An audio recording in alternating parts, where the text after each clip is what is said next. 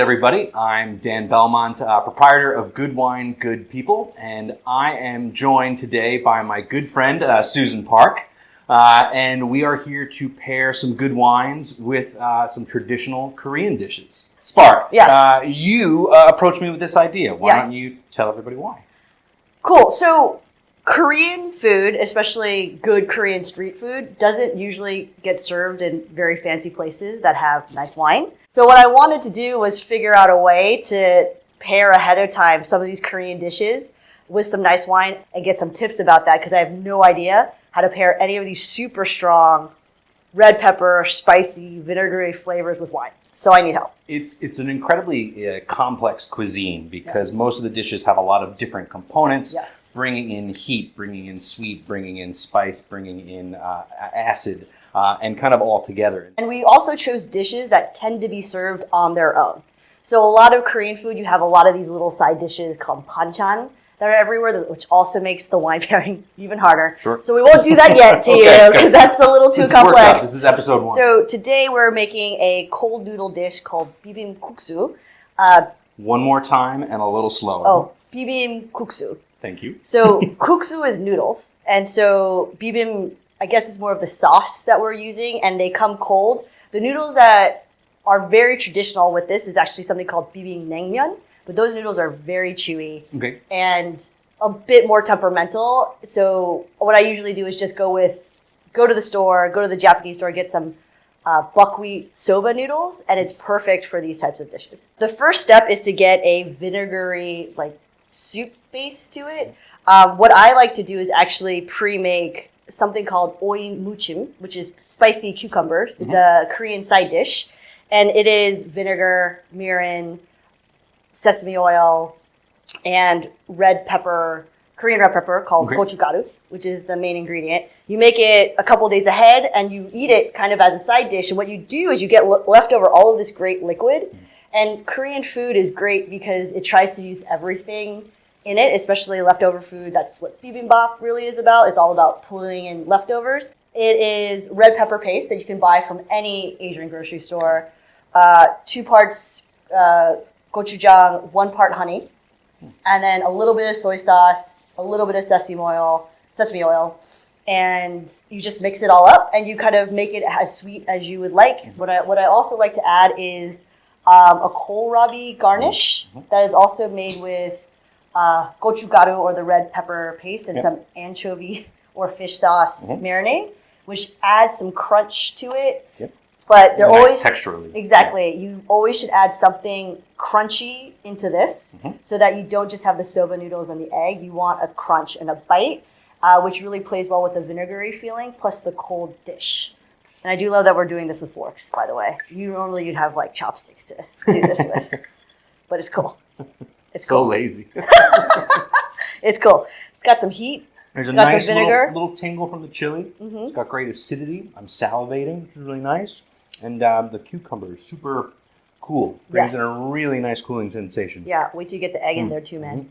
And this is always served cold, right? Always cold. Always cold. Yeah, I've never had it. I've never had bibimguksu warm. I think it's delightful cold. So, wine number 1, we are going to try the Dr. Konstantin Frank Gewurztraminer from the Finger Lakes region in the northwest corner of New York State.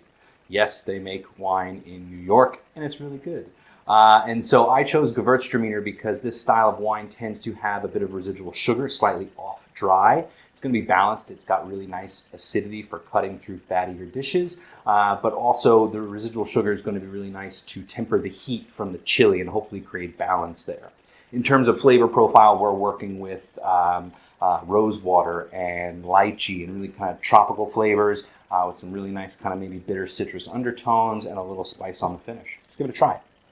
So I'm going to take some of the food. I'm going to put the food in my mouth. I'm going to sip my wine while the food is still on my palate. I'm going to mix it up, and hopefully we get some funny math. I want 1 + 1 to equal 3. Hopefully we get a whole new flavor experience. I think that works out pretty good. I didn't think about that before. So you actually keep the food in your mouth and then I don't do that. Yeah, I mean, it depends on how practical of an experience you're looking for. I don't expect you to kind of really combine every single bite and sip throughout your meal. But for our purposes today, let's try and get as specific with it as we can. I think this is delicious, Yeah, actually. really, I was really really nice. surprised. Yep.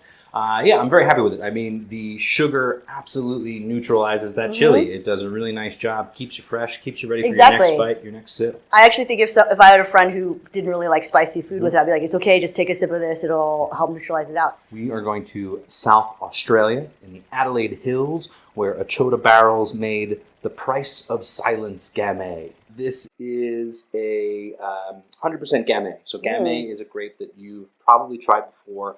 In the form of Beaujolais. So Beaujolais is the French region, focuses primarily on the Gamay grape. This wine is made using a technique called carbonic maceration. And without getting too fancy, it basically ferments the berries without actually crushing the grape. And so the juice stays on the inside and ferments on the inside without really having too much contact with the skins on the outside. Okay, those skins, they add a lot of color, all right, which is why we have this really nice kind of vibrant purple, right? But what it's not doing is extracting too much tannin. As I mentioned earlier, tannin is a compound that dries your palate out. It binds to the protein in our saliva and leaves you with a dry mouth. What you want to avoid is drying out your mouth and then putting a bunch of chili on it, right? That would be unpleasant. So what's nice about having a red wine that's made carbonically is you're getting all of those flavors and textures from red wine. With a little less of that tannic quality. So hopefully this is going to come off really fresh and juicy and balance well with the spice in the dish. I believe it's only 11.8% alcohol, so fairly low alcohol wine and good to serve with a bit of a chill on it. There's no problem with sticking this into the fridge. There's no problem with sticking this into the refrigerator for 5-10 minutes before you're about to serve it. Oh, perfect. Right, let's give it a try. Nice little chill. I think there's a really cool kind of spicy element that finishes. It's almost baking spice. It's clove, it's nutmeg, it's a little licorice, and I think that really kind of just lays a nice foundation through the pairing.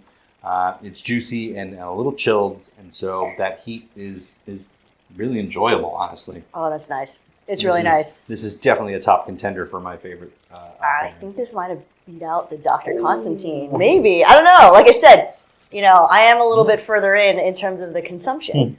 But now we've got something for everybody. We have a high acid aromatic white, and we've got a fully fledged red wine. And so we should be pleasing all palates. Exactly. So if I was doing a dinner party with Bibim Guksu, which I will be at some point because now it's been requested. I'll see you there. Yes, exactly. We can have these two wines for the main part of the dish, and it's perfect. Awesome. This is great. Well done, Dan. Thank you. Dan delivers yet again. Thank you. Delightful dish from Spark. Really, really good stuff. Okay, so I hope you enjoyed this. Don't forget to follow us, like it, share it, and we will keep them coming. Looking forward to episode 2. Thanks so much.